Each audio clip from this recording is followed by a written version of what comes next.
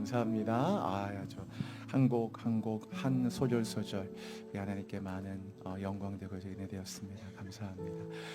오늘 여러분 함께 오늘은 옆에 있는 분들하고 같이 함께 밝게 한번 인사 같이 하면서 시작하기 원해요. 오늘 좋은 날입니다. 우리 옆에 있는 분들에게 환한 얼굴로 좋은 날입니다, 여러분. 이날은 좋은 날입니다. 성경에 그랬거든요. 이날은 주의 날이고 이날은 좋은 날이에요. This is the day, good day라고 그랬어요. 좋은 날입니다. 우리 함께 아무리 세상에 각박하고 힘들지만 여러분 힘내서 우리 하나님 바라보시면서 저희도 같이 함께 찬양하겠습니다. 우리 죄 위에 죽으신 주, 우리 죄 위에 죽으신 주, 십자가 그 사랑 감사하네. 날마다 주의 형상대로 변화되리라. 십자가 우릴 새롭게 하리. 우리 죄 위에 죽으신 주, 우리 죄 위에 죽으신 주, 십자가 그 사랑 감사하네.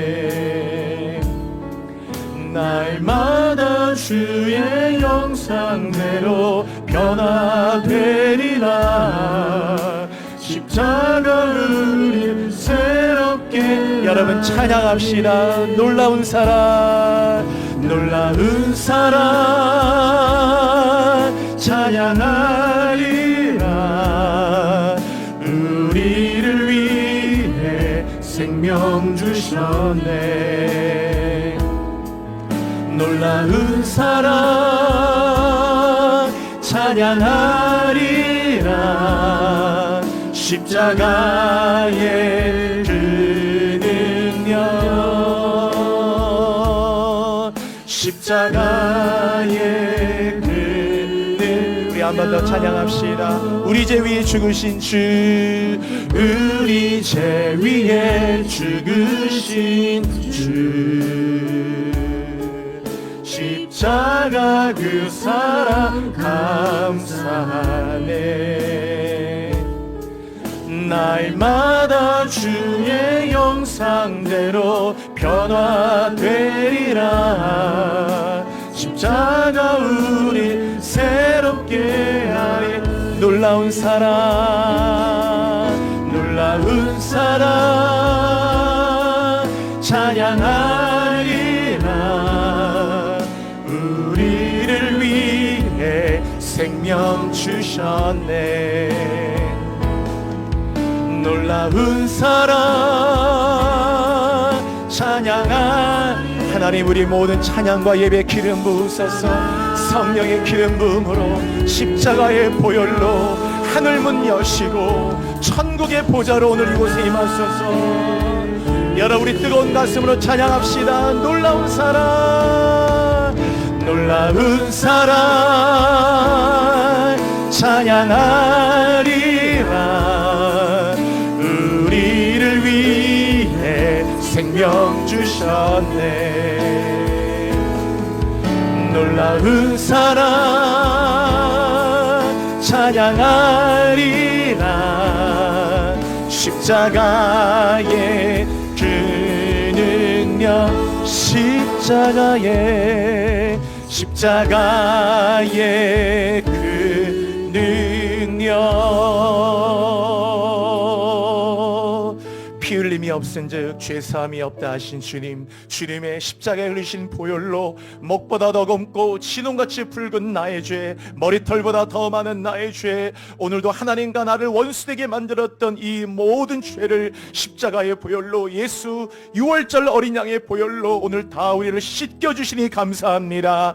오늘 보혈로 씻음받아 자유함을 가지고 나아갑니다. 그리스도 예수 안에 자는 이제 정죄함이 없다 하셔서 이제는 정죄감을 갖지 않고 담대하게 하나님 함께 나아갑니다.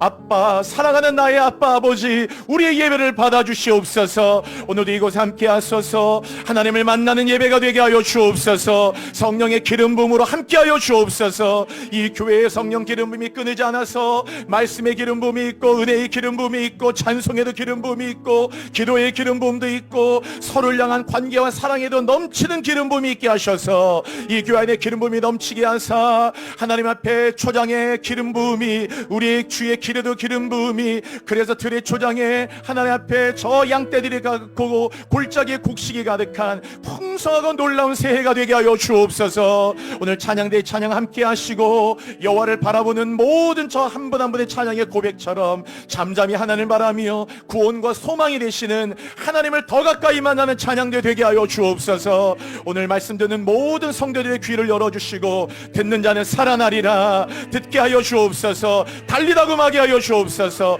오늘도 무기력하게 성전 비문에 앉은 뱅이처럼 하나님 앞에 주저앉아 있지 말고, 오늘 38년의 베데스가 연못가의 병자처럼 무기력하게 연못만 쳐다보지 말고 주님을 바라보고 말씀 붙들고 자리를 들고 일어나는 예배가 되게 하여 주옵소서. 비디오실과 온라인 예배 드리시는 우리 많은 교우들 어느 곳에 있든지 다 함께 하여 주시며 아버지 감사합니다. 이 예배가 주님 당신의 것입니다. 예수 그리스도의 이름으로 감사드리며 기도드립니다. 아멘. 아멘. 여러분, 하나님은 사람을 창조하실 때 사람이 사랑을 받도록 만드셨어요. 그걸 꼭 기억해야 됩니다. 우리는 보통 그냥 하나님이 사람을 창조하셨다 이렇게 멈추지만은 하나님은 사람을 사랑받도록 창조하셨어요. 하나님이 사랑이시죠? 그리고 그 사랑의 형상대로, 하나님의 형상대로 인간을 창조하셨다는 말은 사람이 하나님의 사랑을 흡족하게 받도록 창조함을 받았다는 의미예요. 그래서 여러분이 하나님이 인간을 창조하셨다 이렇게 어느 하나의 동화적 팩트만 갖고 있으면 안 되고, 그 의미는 사랑이신 하나님이 사랑을 받는 존재로서 인간을 창조하신 거예요. 그래서 인간이란 존재는 흡족한 하나님의 사랑을 받도록 창조함을 받았어요. 그래서 사랑을 많이 받아야 되고 아주 흡족하게 받아야 되고, 우리가 밥을 먹을 때도 아주 배부르게 먹어야 기분 좋잖아요. 맛있게. 너무 과식을 하는 건 나쁘지만은 아주 배부르게 맛있게 또 마음껏. 사람은 사랑을 충분히 받으면 건강한 사람이 됩니다. 아주 사랑을 충분히 받잖아요. 아주 건강한 사람이 돼요. 사랑받지 못하면 어떻게 되느냐? 제가 전에도 한번 설교드렸는데 소외를 받아요.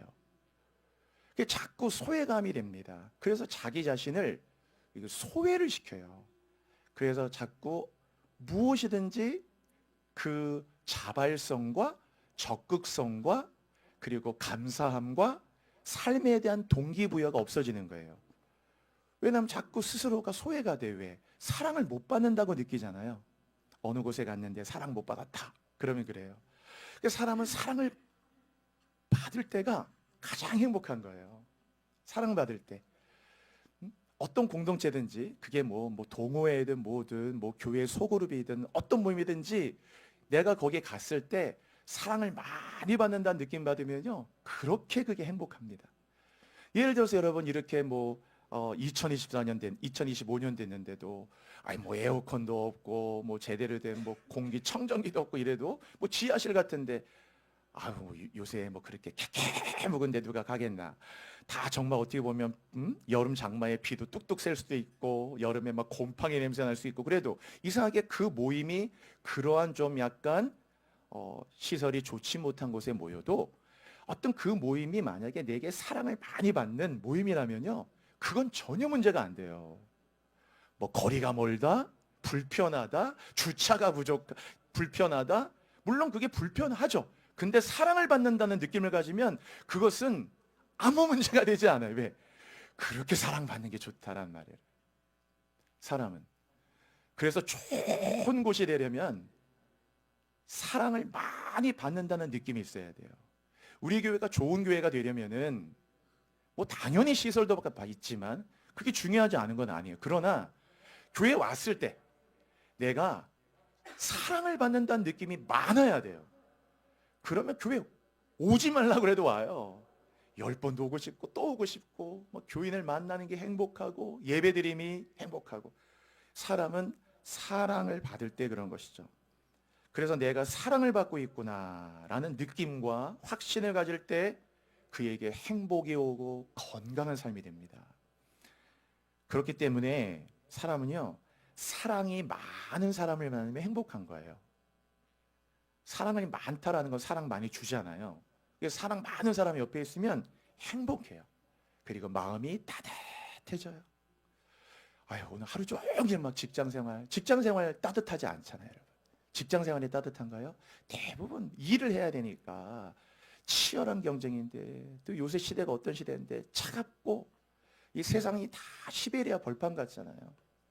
응? 옛날에 뭐 구한말에 만주벌판처럼 얼마나 추운 곳인데, 그런데 딱 사랑 많은 사람 만나면 따뜻해지죠. 온기가, 그의 사랑의 온기가 따뜻해요. 그 사랑 많은 사람을 만나면은 마음이 열리죠. 이상하게 마음이 열립니다. 그래서 우리가 이제 앞으로도 그렇고 이 교회도, 우리가 소그룹도 건강하게 발전하려면은 딥 쉐어링이 돼야 돼요. 제가 전에도 한번 말씀드릴게요. 쉐어하는데 깊다란 말이죠. 깊다. 딥 쉐어링이 돼야 그 공동체가 건강한 거예요.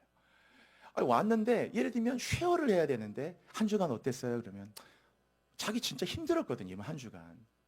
정말 너무너무 힘들었어요. 막 눈물 나는 정도가 아니고 너무너무 힘든 일이 많았는데, 굳이 뭐 나와서 이런 얘기 하기 싫고 그러니까 한 주간 어땠어요? 아니 뭐 그냥 괜찮았어요. 이렇게 얘기해버려요. 그럼 여러분, 그 소그룹에 뭘 기대할 수 있겠냐? 딥시어가 안 되잖아요. 다른 데서 얘기는 못해도 그 모임에 나가서 그 사람과 만나서만큼은 마음을 열고 이야기를 꺼내야, 사실은 나 이번에 직장 생활 너무 힘들었어. 회사에서 이런 일이 있었는데 너무너무 마음이 아프고 막 그런 말을 듣는데 너무 상처받았다고, 뭐 이런 얘기를 꺼내야 되는데 딥시어를 안 하죠. 그러니까 이렇게 그거를 이제 아내하고 남편이라도 친하면 이런 얘기하는데, 대부분 부부가 또 그거 쉽지 않잖아요. 뭐 아내가 남편한테, 남편이 아내에게 뭐 시시콜콜 다 얘기 못 하잖아요. 또 더군다나 너무너무 친밀하지 않으면은 또 그런 얘기 하기 쉽지도 않아요. 그러니까 쉐어가 안 되니까, 쉐어가. 그러니까 해결이 안 되는 거죠. 마치 변비 같은 거예요. 계속 이렇게 뭐 배변이 안 되니까 계속 변비 활동하는데 화장실 가도 안 해. 그런 느낌, 영적 변비 같은 느낌이 딱 오는 거예요. 이 사랑을 많은 사람을 만났을 때 마음이 탁 열어지고, 뭔가 원래 다른 데 꺼내지도 않던 얘기를 꺼내고 얘기하면서, 이 사랑은 놀라운 힘이 있는 거예요. 그러니까요. 사람이 사랑 많다는 거. 저는 그래서 교회는 참, 저도 늘 반성을 되게 많이 하는데, 다른 거 몰라도 우리가 예수 믿는 교인인데, 다른 거 몰라도 우리는 좀 사랑이 많아야 되거든. 응? 많아야 된단 말이에요. 교인은 어떻게 저렇게 사랑이 많을까 싶을 만큼, 그래서 교회 다니는 사람이구나, 이렇게 느껴져야 되는데, 우리도 별반 하나도 다를 바가 없어요. 교인이 더 많이 신경질도 낼 수 있고, 더 날카롭고, 더 예민할 수 있고. 그래서 이 안에 이제 교회 이렇게 예를 들면 다 그냥 뭐 교회 장로님, 집사님, 권사님 다 연세가 있다 그러면 아주 그 인자함이 얼마나 인자인지 도무지 뭐 화라는 걸 낼 수가 없을 것 같은, 얼마나 그냥 우리가 보통 꿀 떨어진다고 하냐, 꿀 이렇게 막 사랑이 꿀 떨어진다 하듯 그 인자하심이. 그 하나님이, 여러분, 우리가 하나님 찬양할 때 뭐라고 찬양합니까? 하나님은 인자하심이 큰 거예요. 헤세드가. 그게 뭡니까? 사랑, 긍휼, 사랑, 용납. 막 인자함이 떨어지죠. 이렇게 하나님은 마음이 열리죠. 사랑 많은 사람을 만나면, 사랑을 많이 받으면 그 사람이 회복이 돼요. 처음에 올 때는 막 얼마나 이 얼굴에 거칠고 막 그러니까 화가 있고 막 눈에도 막 도끼가 있고 막 이러던 분이 사랑 많은 곳에서 그 사랑 속에서 이렇게 녹아질 때 얼굴이 벌써 바뀌어요. 얼굴에 그 사나움이 싹 사라지게 되고 벌써 말톤이 이랬어요 저랬어요 하던 분이 갑자기 사랑 많은 분이 그러니까 벌써 말톤이 바뀌게 되냐. 아 감사합니다. 너무 고맙습니다. 하면 벌써 톤이 바뀌고 이 삶 속에서 사람은 여러분 어디서 변해야 되느냐. 사랑에서 변화된다는 거 우린 잊으면 안 돼요. 실력이 주는 힘도 있고 전문성이 주는 힘이야 당연히 세상에서 많은 힘이 있지만 궁극적인 인생의 변화는 사랑에서 오는 거예요. 그 사람은 사랑을 할 때 많이 받아야 돼요. 사람이 떡으로만 사는 게 아니고 오직 하나님의 입에서 나오는 말씀으로 사는 것이다. 우리가 이 성경 구절이 있죠. 우리는 이 구절을 이해할 때 사람이 떡으로만 사는 거 아니니까 육체적으로만 육신적인 공급만은 안 된다. 사람은 영적인 피조물이기 때문에 하나님의 입에서 즉 영적인 말씀도 먹어야 된다. 이렇게 이해를 해요. 당연히 이 말은 맞는 말이죠. 그러나 우리가 이런 사랑의 관점에서 이 말을 묵상해 보면은 말씀은 묵상이 중요하거든요. 말씀이 하나님이잖아요. 요한복음 1장. 이 말씀이 하나님이고 또 하나님은 사랑이시란 말이에요. 그렇죠?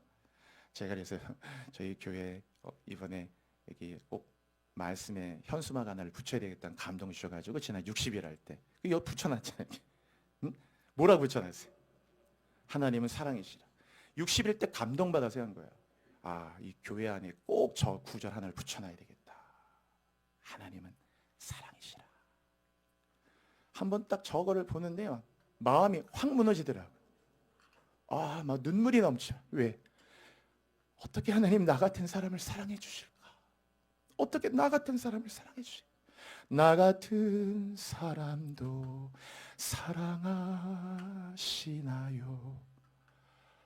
아, 너무너무 전 성경에 저 구절보다 참 좋은 구절이 없어요. 그 지난 60일 할 때 저 구절을 우리 교회 예배당 안에 꼭 하나 붙여놔야 돼. 그래서 저 구절 붙여놓은 거거든요. 하나님은 사랑이시다. 여러분, 하나님은 사랑이시고 하나님의 말씀이기 때문에 사람이 떡으로만 사는 것이 아니고 하나님의 입에서 나오는 말씀으로 산다는 의미는 또 어떤 의미가 있어요. 바로 말씀이 하나님이라는 걸 안다면 인간은 떡으로 돈 많이 벌고 성공하고 이것만으로 안 되고 하나님의 사랑을 먹어야 되고 그 하나님의 사랑을 받으며 살아야 되는 존재란 뜻이에요. 그렇잖아요, 여러분? 말씀이신 하나님의 사랑을 먹는 거거든요. 말씀을 먹는다는 건 말씀이 하나님이기 때문에 그 말씀이 사랑이기 때문에 하나님의 사랑을 먹고 사는 것이죠. 여러분, 사랑을 결코 쉽지 않아요. 사랑은 로맨틱한 감정만이 아니잖아요. 단순한 그런 감정, 느낌 그런만 것은 아니죠. 사랑은 결코 쉽지 않아요. 왜? 사랑에 반드시 뭐가 따라오냐면 성경에 있듯이 사랑은 수고가 따라옵니다. 사랑의 수고, 믿음의 역사, 소망의 인내, 데살로니가전서에 그런 말이 있는데 그 사랑은 반드시 수고. 누군가를 사랑한다는 것은요 엄청난 수고를 해야 되는 거예요. 여러분, 자식을 키울 때 부모님 보십시오. 부모님이 얼마나 많이 수고합니까? 그러나 그 자식들이 몰라요, 잘. 저도 이 나이 돼서도 우리 아버지 어머님이 얼마나 나를 사랑하시고 수고했는지 아직도 저도 더 철이 아직 안 들어가지고 아직도 이 나이 돼서도 잘 몰라요. 저도 자식을 키워보니까 아이들이 그거 다 압니까? 애들이 막 정말 어릴 때 그렇게 돌봐주고 해주고 저희도 애들이 셋이다 다연이 다준다 셋이다 보니까 지금이야 조금 커서 이렇게 다니지만 걔네들이 막 뭐 2살, 4살, 6살 막 이럴 때 우리 2살 터울이거든요. 응? 그래가지고 그때 한참 막 이제 막 전도사 목사하면 참 할 때 애들이 막 요새 3명이다 보니까 이 기침이 나면 저녁에 잠을 못 자요. 난 빨리 새벽에 일어나가지고 한 새벽 4시 반 막 일어나 빨리 새벽 기도 가야 되는데 아유 밤새 그냥 걸려. 야, 옛날 어른이 뭐라고 그러냐면 100일 기침한다고 그러더라고요. 그거 어떻게 하셨는지 몰라요. 진짜 애들이 한번 기침하면 거의 100일, 그러니까 3개월 밖에 걸려. 근데 이게 또 바통을 받아요. 한 명이 끝나면 그 다음이 또 걸려. 이게 끝나면 컬럭컬럭 3명이니까 100일 기침하면 몇 일이에요? 300일. 그러니까 365일에 300일은 컬럭컬럭 밤에 언제 잠을 잡니까?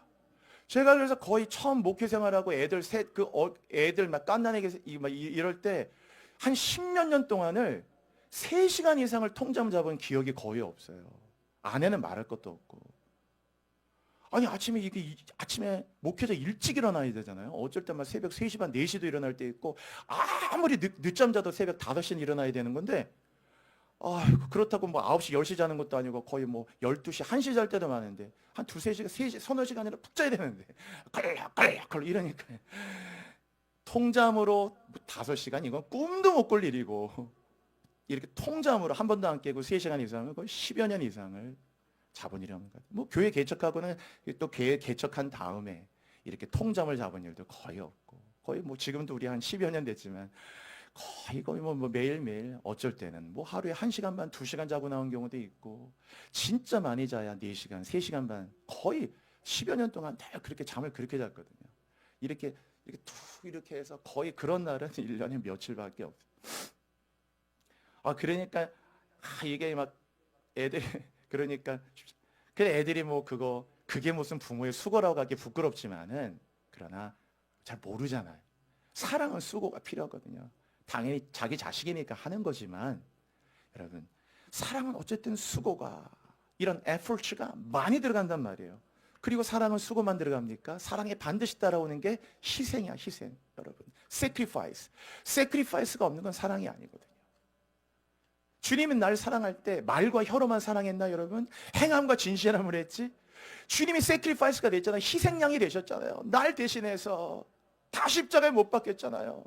죄 없는 그분이 사람이 되고 사람이 되는 그분이 내 죄를 뒤집어쓰고 뒤집어쓴 그분이 나를 대신해서 모욕당하고 침뱉음 당하고 십자가에 지고 피 흘리고 죽임당하고 십자가에 6시간 매달리고 부끄러움 당하고 온갖 고난 다 받고 그렇잖아요. 그 sacrifice 희생 죽임 생명을 바친 사랑이 있기 때문에 그 사랑이 행함과 진실함의 사랑이잖아요. 아까 찬양했죠? 놀라운 사랑 찬양하리라 우리를 위해 생명 주셨네. 놀라운 사랑 찬양하리라 십자가의 그 능력 십자가의 그 능력. 제가 기도할 때도 많이 부른 찬양인데 너무 감격이 돼요. 그분의 그 사랑은 반드시 적어도 많지만 이 2가지만은 꼭 있었나. 사랑은 수고가 필요하고 말할 수 없는 수고. 그래서 우리가 뭐 합니까? 너무 수고하셨다고. 반드시 사랑은 너무 수고해야 사랑인 거예요, 여러분. 너무 수고가 없는데 그게 사랑이 됩니까? 그리고 반드시 희생, sacrifice가 있어야 돼요. 그래서 어머니의 사랑은 귀한 거죠. 수고가 있고 희생이 있잖아요. 사랑을 그런 거죠. 그렇게 사랑 귀한 거죠. 제가 금년에 여러분 주제어를 지금 1월 달에 말씀드리고 있어요. 내용 기억 못해도 돼요. 그러나 이번 1월 달에 여러분 4주 동안 제가 드리는 이 기도 설교 제목만큼은 여러분의 타픽 삼아서 생각의 타픽으로 기도의 타픽으로 여러분이 묵상할 때 묵상의 타픽으로 여러분의 영성의 타픽으로 여러분의 삶의 딱 타픽 삼아서 딱 이 제목마저라도 기억하면서 계속 이 제목을 묵상하고 기도하고 기도하면서 따라가 보셔요. 제가 첫째 주에는 기름 부음 그랬어요. 여러분 같이 해볼게요. 기름 부음 잊지 마세요. 그럼 늘 기도할 때마다 하나님 기름 부어달라고 계속 기도하라고 그랬죠. 주님 오늘 우리의 삶에 기름 부으소서. 우리 가정에 기름 부으소서. 내가 하나님 말씀 묵상하고 성경 읽을 때 기름 부어주세요. 예배 드릴 때 기름 부어주세요. 오늘 우리 사업장에 기름 부어주세요. 오늘 하루 스케줄 많은데 아침부터 저녁까지 이 모든 스케줄을 소화할 때 스케줄마다 성령의 기름 부어주옵소서. 만나는 사람마다 기름 부어주세요. 우리 아들을 기름 부어주세요. 우리 딸을 기름 부어주세요. 성령의 기름 부어주세요. 살아나게 해주세요. 내 마음에 기름 부어주세요. 몸이 아플 때도 거기에 손을 얹고 주님 오늘 무릎이 아픕니다. 허리가 아픕니다. 머리가 아픕니다. 치통이 있습니다. 주여 기름 부어 주옵소서 기도하자는 말이에요. 여러분 기름 부음의 능력이 있는 거예요. 기름 부음은 계속 증가된다고 그래 말씀드렸죠. 기도해야 돼 여러분. 이날 이후로 크게 다윗이 하나님의 영에 감동되듯이 달라져요. 기름 부음 기도해 보세요. 반드시 영적으로 많이 달라지는 걸 느끼실 수 있어요. 기름 부음 입에 떠놓지 떼지 마시고, 그리고 같이 해보세요. 여러분, 하나님을 만나라. 꼭 만나셔야 돼. 그래서 반드시 만나야 돼. 그래서 성경 읽을 때 만나고, 또 묵상할 때 만나고, 오늘 또 찬양 때 찬양하며 만나고, 봉사하고, 주보도 나눠주시고, 안내도 하시고, 봉사하시면서 하나님 만나고, 예배하며 만나고, 말씀 들으며 만나고, 또 직장 출근하면서 만나고, 만나는 거죠. 그래서 하나님을 만남이라는 것을 잊지 마셔야 돼요. 다시 한번 여러분 여쭐게요. 마음으로 대답해 보세요. 지난 한 주간 하나님 만나셨어요? 만약 만났다면 지난 한 주 동안에 여러분이 잊혀지지 않는 하나님과의 만남이 뭐였어요? 응? 지난 한 주 동안에 그런 것들이 떠올려지는 사람은 깊이 구체적으로 하나님 또 만나. 그런 게 없으면 또 뭐였지? 그렇게 계속 그런 삶이 계속 가는 거예요. 제가 타픽으로 삼으라고 그랬죠. 생각의 타픽, 묵상의 타픽, 기도할 때도 기도인들 타픽으로. 그러다 보면 이상하게 이 만남이란 단어를 하나님과 만남이란 잊지 않으면 이상하게 그 만남을 기억하기 때문에 나다나엘처럼 계속 여러분의 무화과나무에 가서 만나면 돼요. 깊어져요. 만난다는 게 느껴져요. 감동이 된다고 그래요. 성령이. 이렇게 감동하는구나. 하나님의 성령을 만나고 이렇게 만나주시네. 이렇게 음성이 들리는 거구나. 이렇게 응답이 되는 거구나. 하나님 만나는 거구나. 이 만남이 그렇게 기쁠 수가 없어요. 이 만남을 자꾸 여러분이 구체화시켜야 종교화가 되지 않는다 말씀드리잖아요. 그래야 예배드림이 기쁨이 되고, 얼마나 주님을 만나고 주 얼굴 배울 때, 주님 얼굴을 뵐 때 늘 기쁨이 되는 거예요. 기쁘다. 그렇죠? 그리고 오늘 세 번째, 타픽만 기억하면 돼요. 같이 한번 해볼게요. 하나님은 나를 사랑하신다. 꼭 기억하세요, 여러분. 여러분, 성경의 주제를 한마디로 말하면 뭔 줄 아셔요? 성경의 주제를 한마디로 말하면 하나님은 나를 사랑하신다. 이 칼바르트라는 이 독일의 전후세 유명한 이 신학자죠. 이 칼바르트가 한번 질문받고 성경의 가장 중요한 메시지가 뭡니까? 그랬더니, 칼바르트 정말 위대한 신학자거든요. 그런데 이 칼바르트가 뭐라고 했냐면은, 성경의 주제를, 메시지를 하나로 말하면 Jesus loves you라고 했어요. 이것이 성경에 써 있는 거래. 찬송가 가사하고 똑같죠. 날 사랑하심 성경에 쓰였네. 그게 바로 영어 가사의 Jesus loves you예요. 성경에 써 있는 것은 창세기부터 계시록까지 뭐냐? 하나님은 나를 사랑하신다. 여러분, 복음을 한마디로 말하면 뭐랄까요? 복음을 한마디로 말하면, 복음은 당연히 물론 예수 그리스도죠. 마가복음 1장 1절, 하나님의 아들 예수 그리스도 복음의 시작이에요. 예수가 복음인데 꼭 예수가 뭡니까? 예수가 왜 이 땅에 내려오셨어요? 아까도 우리 서미현 집사님이 기도하실 때 탁 제가 기도하는데 그 문구가 탁 가슴에 꽂히더라고. 사랑하셔서 오신 예수님.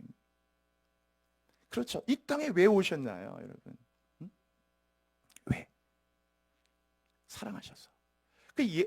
복음이 예수라는 말이 다른 말로 뭐예요? 하나님은 나를 사랑하신다요.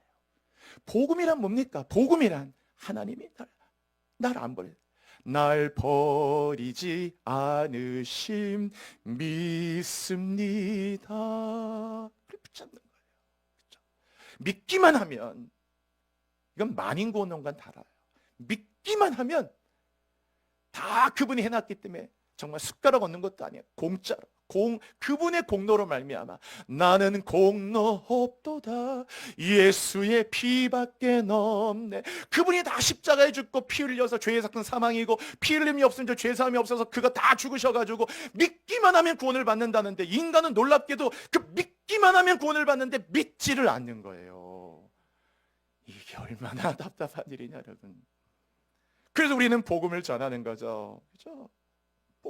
그 복음이 우리를, 저와 여러분이 여기 있게 한 거예요. 여러분, 그 복음이 없던 저와 여러분이 여기 못 있어요. 이미 다 우리는 우리 죄값으로 심판받고, 죄값으로 다 간음중에 끌려온 여자와 같이 정죄받고 돌 맞고, 우리는 다 우리의 죄값으로 영원히 정죄받을 자예요. 우리 저 현수막에 하나님은 사랑이시라, 저 구절 하나가 하나님 나를 사랑하신다는 것 때문에 마치 우리가 오늘도 너무나 자연스럽게 여기 있게 된 거예요. 그리고 우리의 미래가 있는 것이고 내일이 있는 것이고 우리에겐 소망이 있고 영생이 있고 구원이 있고 꿈과 사명이 있잖아요, 여러분. 그래 우리의 삶을 절대로 포기할 수 없어요. 왜? 하나님 나를 사랑하시니까. 어떻게 포기합니까? 성경의 모든 걸 한 절로 얘기하라 그러면 요한복음 3장 16절이에요. 66권을 한 절로 얘기하라 그러면 요한복음 3장 16절. 외우세요. 같이 한번 해볼까요? 립싱크 하셔도 돼요. 같이 한번 해보세요. 시작. 하나님이 세상을 이처럼 사랑하사 독생자를 주셨으니 이는 저를 믿는 자마다 멸망치 않고 영생을 얻게 하려 하심이라. 잘하셨어요. 아, 우리 교인들 너무 잘하시네요. 요한복음 3장 16절. 여러분, 성경 전체를 한 절로 말하면 요한복음 3장 16절이에요. 그리고 성경 전체를 한 장으로 말하면 로마서 8장이에요.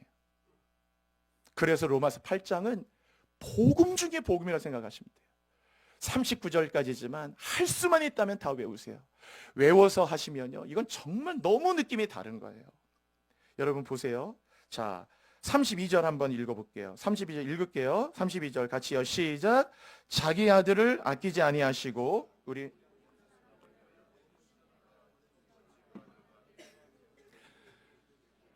여러분 얼마나 놀라운 거예요. 자기 아들을 아끼지 아니하시고요. 여러분 세상에 모든 사람에 대해서 내주셨다. 아끼지 않고 내주셨다고 그랬잖아요. 응? 아, 우리가 뭐 물질이라는 게 쉽지 않아서 뭐 돈 1,000만 원 낸, 뭐 돈 500만 원, 돈 100만 원 하나 뭔가를 그것도 선한 일을 위해서 뭐 NGO 단체다, 기부한다, 뭐 굶주린 이들을 누구를 수술비 그런 거 내놓는 것도 쉽지 않은 거예요.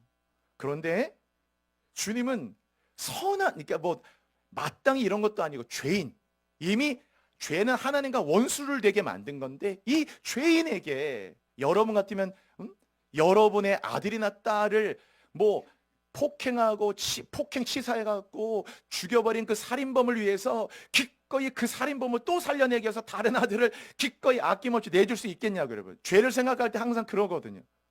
그런데 주님은 우리가 죄인 되었을 때 자기 아들을 아끼지 않고 내주셨어요. 그래서 하나님의 사랑은 sacrifice라고 그랬잖아요, 여러분. 사랑은. 그래서 그 밑에 뭐라고 그랬냐요. 아들을 아끼지 않았는데 뭐가 아깝겠냐 그거예요. 다른 모든 것을 다 주지 않겠느냐. 은혜로 다 주지. 옛날 성경에도 좋은데 그 아들과 함께 은사로 주지 아니하시겠느냐. 그래서 전에 이 개역 성경은 여러분 아셔요? 하나님은 나를 얼마나 소중히 여기느냐. 아들도 아까워하지 않고 나를 내주신 분이야, 여러분. 나라는 존재가 얼마나 소중하냐. 하나님의 아들 독생자 예수도 아까워하지 않고 나를 살리기 위해서 기꺼이 내주신 만큼 내가 그렇게 소중한 존재예요. 그 정도로 소중한 존재인데 어떻게 기도에 응답이 없겠고 어떻게 하나님이 나의 기도에 부르짖음의 기도에 응답하지 않겠어요, 여러분.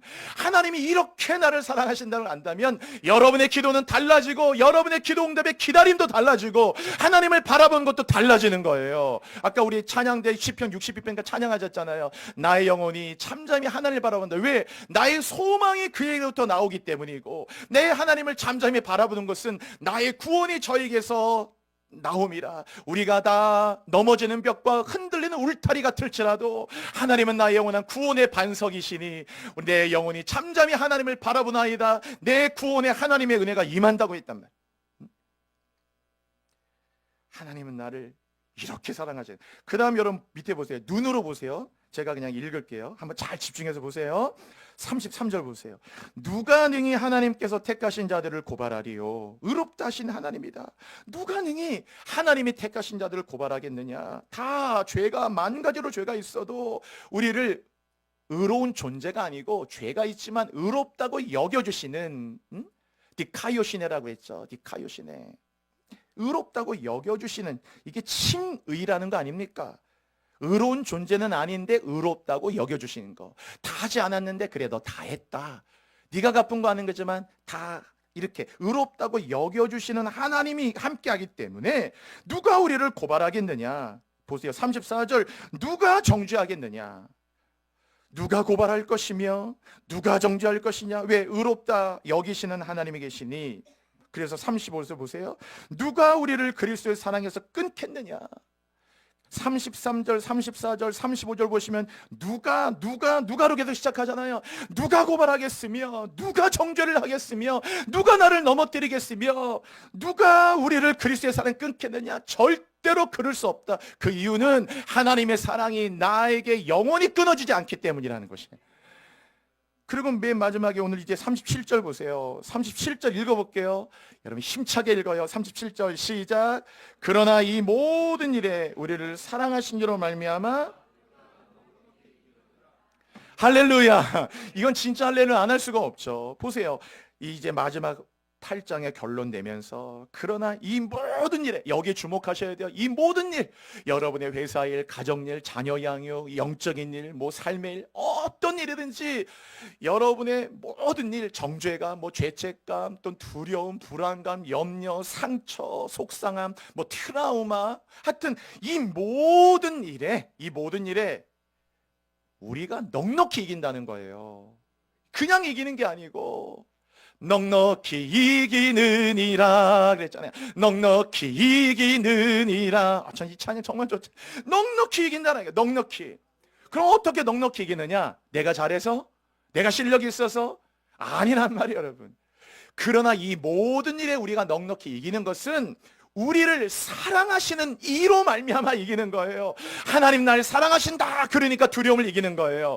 하나님 날 이렇게 사랑하시니까 어려움을 이기고, 하나님 날 사랑하시니까 내가 상처받았지만 이 상처, 하나님 날 사랑하신다. 이 상처를 이겨내고, 이 두려움을 이겨내고, 이 물질의 어려움들, 아유 이거 어떻게 해야 되나, 이거 진짜 이거 교통비도 없고, 이거 뭐 세금은커녕 이거 어떻게 해야 되는지, 물질적인 궁핍함이라도 그래 하나님 날 버리신 게 아니다, 모르시는 게 아니다, 머리털까지 세신 하나님이 여전히 나와 함께 하신다. 그리시네가 엘리야처럼 하나님 까마귀도 보내주신다. 반드시 먹여주시고 입혀주신다. 그래 이기자. 하나님 날 사랑하신다. 어찌 너희일까 보냐. 믿음이 적은 자들아, 드레핀 백합화를 보아라. 공중에 나는 새를 보아라. 내가 너를 입히지 않겠느냐. 그렇구나. 하나님 날 사랑하신다. 그거 하나 붙잡고 이겨내는 거예요, 여러분. 다. 그래서 이 모든 일에 우리를 사랑하신 이로 말미암아 우리가 넉넉히 이긴다라는 거예요. 이게 얼마나 여러분 놀라운 복음입니까? 그 하나님 사랑 많이 받은 사람 보면요,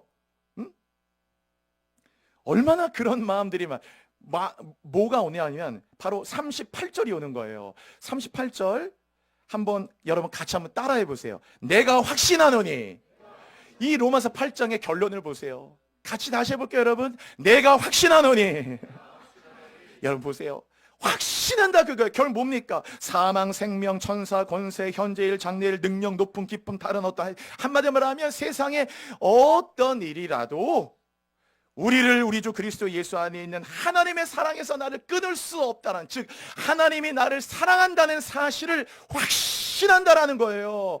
그러니까 이 확신 때문에 바울은 40에 하나 감한매를 맞아도 괜찮았고, 강도 위험을 만나도 괜찮았고, 버림을 받아도 괜찮았고, 유대인들이 인정 안 해줘도 상처받았고, 그를 왕따시키고 소외시켜도 하나님들 나를 사랑하신다. 하나님들을 사랑하신다. 내가 확신하노니 모든 일에 우리를 사랑하시기로 말미암아 우리가 넉넉히 이기느니라. 다 이겨내는 거예요. 돌에 맞아도 이겨내고, 그를 배신하는 사람도 이겨내고, 그를 공격하는 자도 이겨내고, 하나는 엄청난 핍박도 이기고, 두려움도 이겨내고, 큰 풍랑 유라굴로 폭풍도 바울이 만난 거 아닙니까? 그거 만날 때도 다 이겨냈던 그 강건함은 하나님 날 사랑하신다. 바울아 너 죽지 않는다. 넌 가이사 앞에 서야 된다. 로마로 가야 된다. 결코 너의 배는 침몰하지 않는다. 하나님이 이런 거 그게 확신하노니. 여러분 우리 교리 잘 몰라도, 우리가 뭐 다 신학자나는데 어떻게 교리 다 합니까? 교리 같은 거 좀 몰라도, 우리가 다른 면이 좀 부족해도, 다 부족해도, 그런 거 잘 모를지라도, 그러나 교회는 딱 한 가지만은 분명히 알아야 된다. 뭡니까? 하나님은 나를 사랑하신다. 하나님 나를 사랑하신다, 그거예요. 이게 은총이고, 안 버려요, 절대. 하나님 날 절대 안 버립니다. 끝날까지 함께하고, 팔짱 끼고 지켜본다는 게 아니고, 하나님은 사랑은 수고와 희생이라고 말씀드렸잖아요.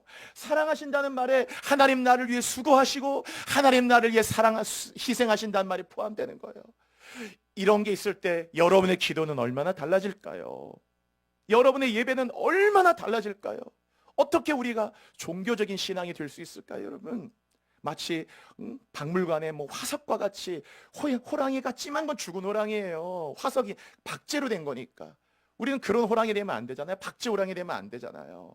박제 그리스도인이 되면 안 되잖아요. 내 안에 마른 뼈와 같이. 그게 에스겔 37장이거든요. 뼈들이란 뼈도 이스라엘이. 그러니까 생기가 들어가니까 막 그들이 막 움직이고 뼈들이 이 뼈 저 뼈가 움직이고 막 일어나잖아요.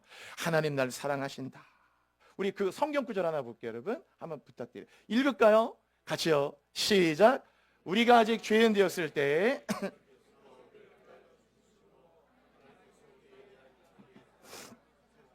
얼마나 좋은 말이에요. 우리가 의인 되었을 때가 아니에요, 여러분. 죄는 하나님과 나를 원수되게 만드는 것인데 내가 아직 죄인 되었을 때 아직이잖아요. Still while we were sinners still 아직도 우리가 죄인 되었을 그때에 그리스도는 우리를 위하여 죽으심으로 sacrifice죠. 희생. 하나님께서 우리를 사랑한다는 것에 대해서 우리에 대한 사랑을 확증하셨다. 십자가라는 게 뭡니까, 여러분? 십자가라는 건 뭐예요? 하나님이 얼마나 나를 사랑하시는 것에 대한 징표잖아요. 이만큼 사랑하는 거예요. 십자가만큼 자기 아들을 아끼지 않고 너를 위해 내어주고 죽일 만큼 나를 살리려고. 그렇죠. 여러분 찬송가 202장에 그런 찬송가, 제가 이 찬양 너무 좋아하는데 오늘 예배 시간이라 따로 부를 수는 없는데 202장 가사에 그런 게 있어요. 그게 찬양이 어떤 찬양이냐면 202장이 주 예수 날 사랑하시오니. 여러분 그 다음 가사가 뭔지 아세요? 주 예수 날 사랑하시오니. 그 다음 가사 놀라워요. 마귀가 놀라서 물러가네. 얼마나 주 나를 이렇게 사랑하니 그 사랑 어떻게 보답할까. 주께서 나를 사랑하니 즐겁고도 즐겁도다. 주께서 나를 사랑하니 나는 참 기쁘다. 얼마나 이 찬양 놀라운 줄 몰라요. 기도할 때 혼자 이렇게 많이 부른 찬양인데 주 예수 날 사랑하시오니 마귀가 놀라서 물러가네. 아유, 이렇게 하나님 사랑하는구나. 어떻게 내가 이걸 넘어뜨릴까. 마귀가 깜짝 놀라서 물러간다라는 거예요. 여러분 제가 금년에 탑픽 말씀드렸죠. 기름 부음, 하나님과 만나라. 오늘 하나님은 나를 사랑한다는 사실을 놓치면 안 돼요, 여러분. 하나님 사랑하는 사람은 그래서 너무너무 건강한 자존감이 있어요. 얼마나 자존감이 좋은지 자긍심도 대단해요. 그리고 자신감이 넘쳐요. 자존감도 높고 자긍심도 좋고 자신감, confidence. 우리 강영구 박사님이 인생에 필요한 세 가지를 얘기할 때 그 가운데 3C라는 게 있는데 그 세 개의 C 가운데 confidence가 들어가거든요. 그 자신감, 그 위기 극복 능력도 좋고. 도대체 이런 모든 것들이 어디서 생겨났을까? 어떻게 이렇게 자존감이 높고 어떻게 이렇게 자긍심이 높고 어떻게 이렇게 자신감이 넘칠까? 도대체 어디서 온 것일까? 뭐 가진 것도 별로 없는 것 같은데 하나님 나를 사랑하신다는 거. 근데 참 신기하죠. 저도 이게 교회 생활 오래 하면서 목회하면서 이상하게 교인들이 더 자존감이 떨어져요. 뭐 회사 일이 힘들고 뭐가 좀 안 되고 좀 뭐가 이렇게 뜻대로 안 풀리고 그냥 마치 모든 게 끝난 것처럼 그냥 내가 마치 외톨이가 된 것처럼 세상에서 소외가 된 것처럼 더 이상 나는 뭔가 여기서 뭐가 안 된 것처럼 그래서 점점 이렇게 자신감 이렇게 뭐 주눅 들어 있고 자존감이 떨어져 있고 그런 당연히 자긍심도 많이 낮춰져 있고 무엇보다도 자신감이 아주 그냥 거의 바닥을 치는 경우가 얼마나 많은지 몰라요. 오히려 신앙 없는 분만 하면 그냥 오히려 더 밝고 힘 있는. 근데 이상하게 우리 크리스찬들이 만나면은 전반적으로 오히려 더 많이 이렇게 주눅이 들어 있어요. 그리고 자신감이 없어요. 그리고 무엇보다 자존감이 너무 떨어져. 항상 보면 뭔가 이렇게 자존감이 낮더라고. 이렇게 대화를 하다 보면은 항상 뭔가 이렇게 자꾸 뭔가 피하고 숨고 그리고 뭔가 이렇게 자존감이 이렇게 딱 만났을 때 어떻게 이렇게 자존감이 높을까? 아무리 가정이 힘들고 물질적인 거 없고 진짜 오늘 집에 교회 끝나고 집에 갈 때 아유 저 전철 뭐 버스비 하나가 없을 만큼 그렇게 지금 물질이 바닥이라 해도 아 하나님 날 사랑하는데, 그리고 하나님 이 상황을 아시는데, 하나님 날 이렇게 내버려 두는 건 아닌데, 그렇다고 내가 아무것도 안 하고 있는 거 아니잖아요. 나도 내 단단 노력하는데 하나님이 시간을 지나서 여전히 나와 함께 하시고 드레핀 백합화를 입히시고 저 공중에 나는 새를 돌보시는 주님, 너희는 이것들보다 귀하지 않냐 믿음이 적은 자들아. 주님 내가 하나님 바라봅니다. 나를 함께 하심을 믿습니다. 주님 날 사랑합니다. 그런 거 아닙니까 여러분? 얼마나 이렇게 막 자존감이 높아가지고 오히려 막 이렇게 막 할렐루야 하고 막 이 자존감과 자긍심과 자신감이 넘쳐야 되는데, 여러분도 아시잖아요. 오히려 교인들이 훨씬 더 이런 것들이 많이 전반적으로, 특히 뭐 교회 청년들을 만나도 오히려 교회 청년들도 항상 보면 이렇게 주눅이 들어있어요. 이렇게 항상 이렇게 늘 주눅들이 있고 너무 이렇게 힘이 없고 늘 이렇게 뭔가 떨어져 있고, 이 세상 말로 좀 이렇게 메가리가 없고 이렇게 전반적으로 거의 대부분 그래요. 뭔가 이렇게 힘차고 밝고 건강하고. 왜 그게 안 될까요 여러분? 하나님 나를 사랑하신다는 거. 그러나 이 모든 일에 우리를 사랑하신 이로 말미암아 내가 넉넉히 이기느니라. 여러분, 내가 확신하는, 다른 건 몰라요. 난 몰라. 뭐 교회 이거 잘 모르지만 한 가지 확신하는 게 있는데, 하나님 나를 사랑하신다. 그래서 기쁜 거예요. 저 위험한 곳 내가 이를 때면 큰 바위로 숨기시고 다 도와주신다 그거예요. 주 날 항상 돌보시고 날 친히 거느리시네. 그쵸? 내가 매일 기쁘게 순례의 길 행함은 주의 팔이 나를 안보함이요. 그랬잖아요. 주와 함께 길 가는 것. 왜? 하나님 날 사랑하시니까 즐거운 일 아닌가. 우리 주님 걸어가신 생명길로 가겠네. 한 걸음 한 걸음씩 얼마나 이렇게 좀 힘차고 건강하고 이 땅의 젊이들도 이렇게 더 일어나야 되는데, 이상하게 전체적으로 교회도 주눅 들어있고 교인들도 주눅 들어있고. 여러분 2002년 여러분의 인생의 변곡점이 되셔서요 펴세요. 정말 그래도 제가 이 타픽으로 기억하시라는 거예요. 여러분 믿음이란 뭡니까? 하나님 나를 얼마나 사랑하시는 걸 아는 겁니다. 어느 영화의 장면 봤더니 엄마가 딸 이렇게 자요. 딸을 자는데 외국 사람은 그런 거 하잖아요. 딸 이렇게 잘 때 딱 아빠가 와서 해주는데, 이게 딸인데 이렇게 딱 자는데 그 엄마가 딱 한 5살쯤 됐나? 이 딸이 딱 하는데 그 엄마가 딸한테 그러는 거예요. 자기 전에 딱 이렇게 쓰다듬어 주면서 Do you know how much I love you? 그렇게 물어보더라. Do you know how much I love you? 내가 너 얼마나 사랑하는지 아니? 그러니까 그 딸이 Yes, mom. Yes, mom. 저는 그게 잊혀지지 않더라. 여러분, 하나님이 여러분 얼마나 사랑하는 줄 아셔요? 그래도 포기하실래요, 여러분? 다른 건 몰라도요. 누가복음 15장에 보면요, 두 아들 나오죠? 근데 두 아들이 공통점이 있어요. 누가복음 15장에 탕자, 작은 아들 탕자는 아버지 유산 가서 다 탕신했고, 그리고 큰 아들은 나가진 않았어요. 근데 이 두 아들의 똑같은 공통점이 있는데, 그 두 아들의 똑같은 공통점이 뭐냐? 아버지하고 그렇게 오랜 시간 한 집에서 두 아들이 같이 자랐는데 아버지가 그들을 얼마나 사랑하는 줄을 두 아들 다 몰랐단 말이에요, 여러분. 작은 아들은 아버지 살아있는데 살아있는 아버지한테 그냥 뭐 유산 달라고 할게 말도 안 되는 그런 걸 해가지고 나가서 다 유흥으로 탕진하고, 그러고 나중에 돌아올 때 어떻게 말합니까? 그 아들에 보면은 난 너무 배고프다. 그러면서 뭐라고 얘기해요? 내가 면목이 없고 아버지가 나를 아들로 인정해 주지 않을 수도 있을 것 같다. 그러나 나를 품꾼의 하나로라도 봐주세요 라고 하고 가야 되겠다라는 거예요. 왜냐하면 이 아들은 뭘 예상했느냐? 딱 가면은 이놈의 자식, 네가 인간이야? 네가 사람이야? 살아진 아버지한테 유산을 달라고 하질 않나? 그 많은 돈을 가서 사업이라도 뭐 열심히 산 것도 아니고 유흥비로 다 탕진하질 않았나? 도박하고 뭐 음란하고 다 탕진하지 않았나? 그리고도 네 무슨 면목으로 돌아왔냐고. 나가. 너 같은 자식 둔 적도 없고 너는 우리 집 사람 아니야. 나가. 아마 이런 거를 예상했던 것 같아요. 그러니까 자식으로 연정하지 않아도 품꾼 하나라도, 여러분, 그러니까 이 아들이 얼마나 이 아버지를 몰랐냐라는 거예요.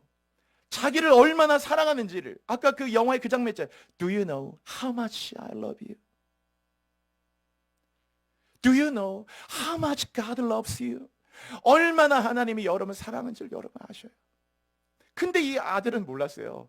그래 딱 왔죠. 왔더니 어떻게 됐습니까? 눈이 휘둥그레지는 거예요. 왜? 아버지가 이놈의 자식, 넌 인간도 아니야 임마. 넌 다시는 나가. 너 같은 아들이 어떻게 살아있는 아버지한테 모시기는커녕 아버지한테 유산을 달라고 그러냐? 야, 너 진짜 해도 너무하다. 너는 아들도 아니고 자식도. 이거를 예상했는데 아버지 한마디도 안 해. 항상 여러분들 기억하세요. 어떤 일이 있을 때는 아무것도 묻지 마세요, 여러분. 그게 복음이야. 항상. 어떤 과거를 묻지 않잖아요. 뭐 했냐, 어디에 돈 썼냐, 도박했냐, 경찰서에 끌려가냐, 안 묻잖아요. 아들이 돌아온 게 중요하지. 그리고 얘기하잖아요. 아들아, 배고팠구나. 그리고 이 몰골이 뭐냐? 제일 좋은 옷 갖다 입혀라. 손에 가락지를 끼워라. 발에 신발 신겨라. 그러니까 아들이 갑자기 적응이 안 되는 거예요. 이 아버지가 도대체 왜 그러지? 근데 그게 아버지의 진심이었어요. 잔치를 베풀고 호적에서 파내긴커녕 잔치를 베풀고, 이 죽었던 내 아들이 살아왔으니 기쁘다 그러면서 아버지가, 그래서 아들은 그때서야 알았어요. 뭐를? 아버지가 나를 얼마나 사랑하는 줄을 알았다라는 거예요. 여러분, 그날도 똑같아. 그 평생에 있으면서, 그 오랜 시간에 있으면서 아버지가 자기 얼마나 사랑하는지 몰랐어요. 염소 새끼 하나도 안 줬다는 생각을 갖고 사는 거예요. 그때 아버지가 뭐라 합니까?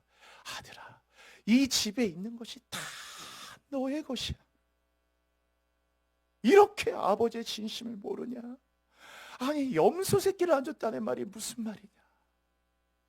내 생명보다 귀한 아들아, 큰 아들아, 다 너의 것인데.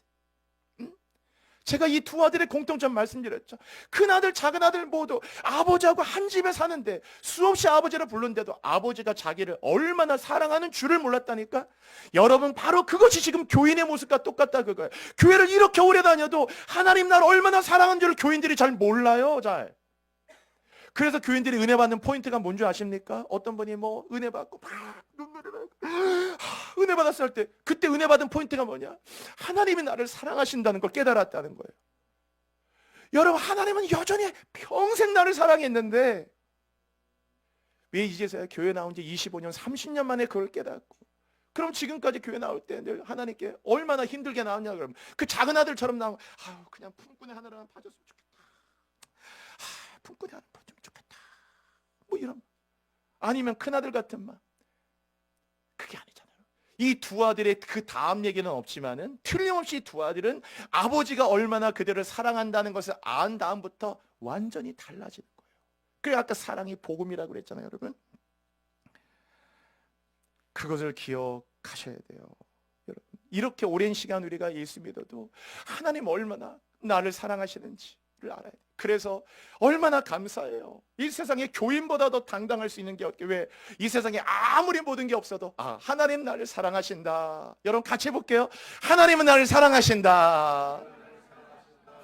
이게 복음이야. 그에게는 널 포기하지 않고 널 버리지 않고 내 너를 떠나지도 않으리라. 내 너를 버리지도 않으리라. 세상 끝날까지 너와 함께하고 내가 너를 위해 모든 걸, 아들도 아끼지 아니하고 모든 걸 너에게 주고 졸지도 않고 주무지도 않고 널 지키며 너의 머리털까지 세며 어디를 가든지 내가 너와 함께할 것이며 너의 대적으로부터 너를 지킬 것이며 머리털 하나 상하지 않게 할 것이며 입을 것과 먹을 것을 다 줄 것이며, 이 모든 것들이 다 이 안에 들어가 있잖아요, 여러분. 하나님 나를 사랑하신다.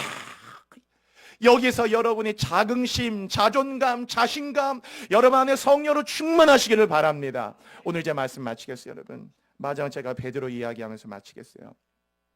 베드로가 여러분 예수님 3번 부인했거든요. 아시잖아요, 우리? 그런데 놀랍게 그 성경 보면 잘 보시면은 베드로가 예수님을 딱 부인하려는 그 타이밍에 마지막 딱 탈 때 그 제사장의 뜰에서요 예수님하고 베드로가 눈이 마주쳐요.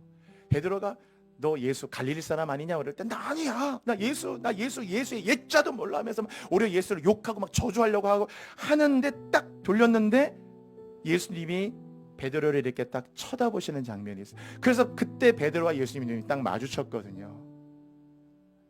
아마 이 베드로는 그때 예수님하고 마주쳤던 걸 못 잊었을 것 같아요. 그러니까 그 성경에 뭐래요? 그 3번 부인한 다음에 바로 나갔는데 닭이 울었죠? 그리고 나서 베드로가 통곡했다라는 거예요. 길거리에서 너무너무 통곡을 했다 그거예요. 주님의 그 눈빛을 쫙 바라보는 순간에 어떻게 내가 3번이나 미쳤나? 내가 왜 그랬지? 그리고 결국 베드로는 이제 모든 게 끝났다 생각하고 자기 고향 갈릴리로 갔거든요. 갔는데 진짜 끝났다고 생각했어요. 부활의 예수님의 소식도 들었을 수 있고 다 뭐 이런저런 얘기 들었겠지만 어떻게 그분을 만납니까? 그래서 그냥 갈릴리에서 베드로는 사는 게 사는 거 아닌 것처럼 그냥 그물을 던지면서, 그물을 뭐 이렇게 던졌겠어요? 그물을 그냥 던지면서 진짜 뭐 어디선가 멍 때리면서 이렇게 있었겠죠. 근데 참 예수님은 부활한 다음에 베드로가 엄청 신경 쓰였던 것 같아요. 일부러 찾아가셨다, 거기를, 갈릴리를. 나중에 여러분이 성지순례 가시면요, 예수님이 베드로와 함께 그 숯불을 안드라키아라고 하는데, 그러니까 안드라키아 숯불에서 고기 먹었던 그 교회가 있어요. 베드로 수위권 교회, 그 교회가 있거든요. 갈릴리에 가면은, 성지순례 가면. 제가 거기 가서 얼마나 많이 울었는지 모릅니다. 바로 거기서 주님이 요한의 아들 시몬아 네가 나를 사랑하느냐고 3번 물은데, 그곳이 교회를 탁 들어갔는데 그냥 마음이 무너져요. 왜? 하나님이 베드로나 나나 똑같이, 아니 베드로보다 더 부족한 거죠. 어떻게 나 같은 사람을 사랑하실까 마음이 드는데, 그때 주님 그랬잖아요. 요한의 아들 시몬아 네가 나를 사랑하느냐는 말은 뭐예요? 사실은 베드로가 나를 사랑하느냐를 물은 것보다는 그 의미는, 베드로야 여전히 너는 나를 부인했어도 나는 너를 사랑한다는 말이에요. 베드로야 사랑한다고 내가. 그래서 온 거잖아. 그래서 지금 여기서 같이 생선을 구워 먹고 밥을 먹고 있잖아. 내가 너를 사랑하잖아. 베드로가 그 사랑한다는 말을 듣고, 하나님이 나를 사랑한다는 걸 듣고 모든 게 끝났다고 생각했는데, 그 정죄감과 죄책감을 벗어날 수 없었는데, 사랑한다는 말에 베드로가 회복이 된 거예요. 그 다음부터 자신의 목숨을 다해서 그 아름다운 예루살렘 교회를 섬기고, 나중에 십자가에 거꾸로 못 박혀 순교하죠. 여러분, 하나님 나를 사랑한다는 걸 아셔야 돼요. 나 같은 사람 사랑하실까? 사랑하는 거예요. 여러분, 얼만큼 사랑하느냐? 죽기까지 사랑하신다고. 그러니까 절대로 여러분의 삶에서 낙심하지 마시고, 여러분의 삶에 주저앉지 마시고, 하나님 나를 사랑한다는 것 갖고, 이 확신을 갖고 승리하는 여러분 되시기를 주의 이름으로 축원합니다. 우리 함께 이 시간에 통성으로 기도할 때, 주님 하나님 나를 사랑하신다는 걸 잊지 말게 하소서. 다른 건 모릅니다. 다른 거 다 부족하고 잘 모를지라도 내가 확신하는 거 한 가지 있습니다. 하나님 나를 사랑하십니다. 이 확신 한 가지 갖고 달려가게 하여 주옵소서. 이 모든 일에 우리가 넉넉히 이기는 자가 되게 하여 주옵소서. 우리 함께 주여 부르짖고 우리 함께 뜨거운 마음을 가지고 기도하시겠습니다. 주여 주여 주여. 하나님 아버지 감사합니다. 아버지 감사합니다. 주님의 그 사랑을 인해 감사하고, 주님의 그 마음을 인해 감사하고, 오늘도 나 같은 사람을 사랑하시는 주님의 그 큰 사랑을 인하여 감사합니다. 아버지 하나님께서 오늘 나를 사랑하심을 기억하도록 인도하소서. 주님, 내가 너를 사랑하노라, 내가 너를 사랑하노라, 내가 너를 사랑하노라. 그 사랑을 기억하기를 원합니다. 아버지, 우리 사랑은 하나님과 명석의 모든 교우들, 하나님 나를 사랑하신다는 걸 알게 하여 주옵소서. 하나님 나를 사랑하신다는 사실을 잊지 말게 하소서. 이 사랑을 붙들고 나아가도록 인도하소서. 절대로 인생을 포기하지 말게 하소서. 아버지, 기도하고 나아갑니다. 우리의 모든 성도들을 축복하소서. 우리의 인생 가운데 함께하여 주옵소서. 하나님 날 사랑하신 붙들고 나아가도록 온전하게 우리의 길을 인도하여 주옵소서. 주님, 모든 일에 우리도 넉넉히 이기는 자가 되도록 인도하여 주십시오. 주님 감사합니다. 우리 모든 성도의 인생을 지켜주십시오. 아버지 지켜주십시오. 주님, 오래전부터 널 위해 준비된 하나님의 그 주신 사랑 너의 가는 길 주의 사랑 가득하기를 축복 오래전부터 널 위해 준비된 하나님의 크신 사랑 너의 가는 길 주의 사랑 가득하기를 축복해. 하나님은 나를 이렇게 사랑하시는데 주님, 왜 우리는 하나님이 나를 이렇게 사랑하신다는 걸 잘 모를까요? 얼마나 우리들의 마음들이 흔들리고 연약한지 오늘 하나님 이제 2025년 새해를 열면서 하나님 나를 사랑하심을 기억하고 그렇게 3번이나 부인했던 베드로도 여전히 하나님 사랑하신다고 말하며 그 사랑 붙들고 일어나듯이 우리 모든 샤르누권 명석계 모든 교우들 하나님 나를 사랑하심 붙들고 이 모든 일에 넉넉히 이기는 성도들 되게 하여 주옵소서. 예수 그리스도의 이름으로 감사드리며 기도합니다. 아멘.